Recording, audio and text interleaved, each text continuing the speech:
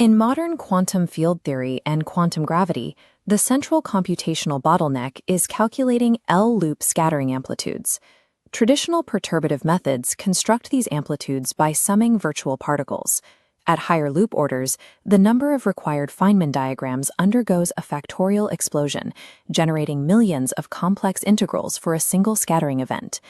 Generating the diagrams is only the first obstacle. Researchers must then use integration by parts, or IBP reduction, to algebraically compress millions of tensor integrals down to a manageable set of master integrals. In his 2026 monograph, On the Nature of Nature, Daniel Toupin proposes a complete bypass to this bottleneck, the shadow discontinuity method. This framework abandons iterative diagram construction. It requires zero virtual particle sums and zero IBP reduction, replacing them with analytic continuity. By translating the kinematics, Toupin converts an intractable topological problem, one that traditionally requires weeks on a supercomputer, into a direct, polynomial-time algebraic calculation. The central thesis of the shadow framework is that quantum loop integrands do not need to be built by artificially inserting virtual particles. Instead, the analytic structure of classical, tree-level data encodes the complete set of quantum corrections. Zero-loop equations contain the complete multi-loop architecture. To access this architecture, the data cannot be read in standard momentum space. It must be analyzed as a celestial conformal field theory, residing at the null-infinity boundary of spacetime. The translation pipeline requires 3 steps: evaluating a tree amplitude, extracting the residues at specific boundary poles, and applying an inverse Mellin transform to output the final loop measure. Step 1 bypasses momentum space integrals by shifting the scattering data to the celestial boundary. This is executed using the Mellin transform. The transform replaces standard energy and momentum with a new kinematic variable, complex conformal dimensions, denoted by the symbol delta. This chart maps these complex conformal dimensions. The vertical axis at real value 1 is the principal series. Unitarity dictates that probability must remain positive, forcing all physical operators to lie exactly on this unitary axis. Standard particle kinematics have now been successfully translated. Momentum and energy are now coordinates and symmetries on a complex plane. This diagram maps the shadow transform, which maps a conformal dimension delta to its shadow partner, 2 minus delta. This inversion simultaneously flips the particle's helicity. Toupin proves this abstract symmetry is identical to bulk time reversal, or T. At null infinity, the spacetime metric is degenerate. Charge conjugation simply selects a split representation, and parity adds nothing independent. The 3 discrete symmetries, charge, parity, and time, collapse into a single boundary involution, T.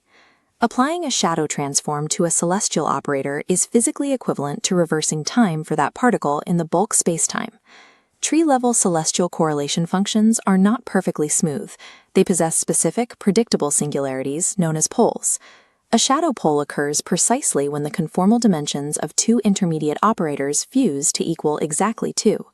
Toupin's cut-shadow lemma proves cutting propagators in momentum space is identical to taking discontinuities across these celestial shadow poles. Using the Sokotski-Plomel formula, the problem becomes an algebraic residue evaluation along a contour. An inverse Mellin transform then outputs a complete loop integrand. Evaluating a discrete algebraic residue in celestial coordinates physically constructs a virtual particle loop in momentum space. Toupin proved this correspondence mathematically for both the scalar box integral and the graviton box integral. The shadow-derived integrands match traditional Feynman derivations to machine precision. The general recursion formula establishes that a one-loop integrand is obtained by taking the double discontinuity of a 6-point tree amplitude. This extends to an all-loop theorem. Any L-loop integrand is generated by taking the L plus 1-fold shadow discontinuity of a 4 plus 2L point tree amplitude. In traditional gravity amplitudes, calculating loops requires dealing with spurious triangle and bubble topologies. Removing them requires massive, error-prone algebraic cancellations. The shadow method eliminates this problem. Triangle and bubble topologies vanish automatically because their corresponding shadow poles simply do not exist within the tree-level data. In the shadow framework, loop topology selection is driven purely by analytic structure. 0 algebraic cancellations are required. The traditional pipeline depends on integration by parts reduction to wrangle thousands of tensor integrals. Extracting residues at shadow poles automatically implements this IBP reduction. The factorization structure is already built natively into the conformal field theory. Researchers can read the master integral coefficients directly from the tree-level data. The shadow discontinuity method bypasses explicit IBP algebra and Laporta algorithms entirely, stripping away layers of computational friction. This animation compares the computational scaling of the two methods. Traditional diagrams exhibit steep factorial growth, while the shadow method maintains predictable polynomial scaling. To test this scaling, Tupin executed a 10-loop amplitude integrand benchmark.